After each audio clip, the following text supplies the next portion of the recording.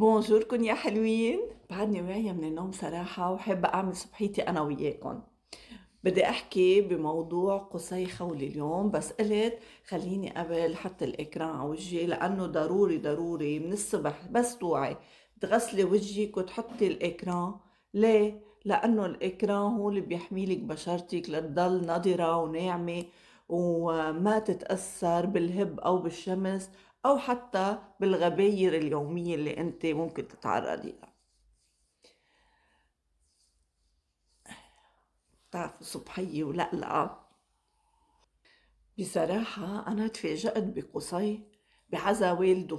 أول شي تفاجأت إنه هو مسيحي، لا ومش بس هيك، وجايب شيخ على الكنيسة، يعني قديه بيحترم الديانات وبيتقبل الآخر ومتعايش مع غيره، مع العلم إنه ما شفنا حدا من الفنانين كان بالعزا. هلأ يمكن تقولولي إجوا بعدين عزوا. أنت أمتى بتحس حالك بدك أصحابك وأصدقائك ومحبينك هو أول يوم بتوفى فيه حدا بعز عليك، بعدين كله بيقطع. يعني ما شفت في حضور بحجم هالة قصي خولي وتاريخه الفني، خاصة أصدقائه الممثلين، ونحن بنعرف إنه ولا مرة طلع على الإعلام إنه عنده مشاكل معهم أو حتى بينتقدهم أو حتى بينتقص من قيمتهم.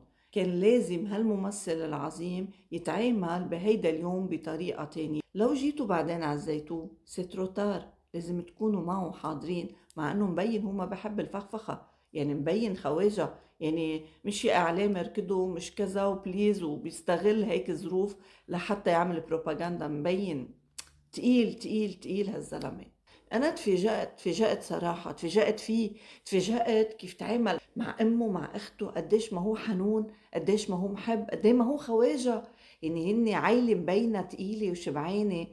أنا كنت أكيد حسيته خواجة، خاصة كيف تصرف مع مرته بالزمانات لما مدامته طلعت على الميديا عنفته على الميديا، ما خلت شي ما حكته عن داخل العلاقة أو خارجها، بس بمجرد ما هي حكيتهم يعني صار الحق عليها أكيد وصار هو الخواجة. ورغم هيك ما أخذ منها الولد، ما تشكى عليها، ما شرشحها، يعني احترم أم ابنه. قديش ما هو هيدا الزلمة كبير وتقيل.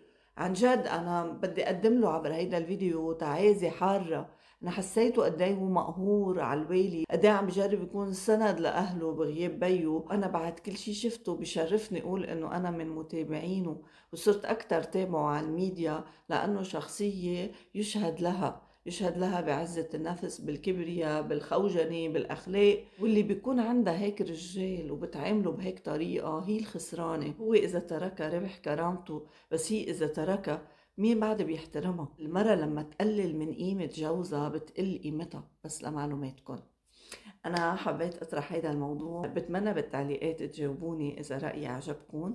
وسوري أنا طالعة بالبيجامات، قبلوني اليوم. بحب أعمل صبحيات معكم بس كنت مرددة، هلأ يمكن كل فترة بعد فترة طزلكم هيك. بحبكم، يسعد لي صباحكم ونهاركم سعيد.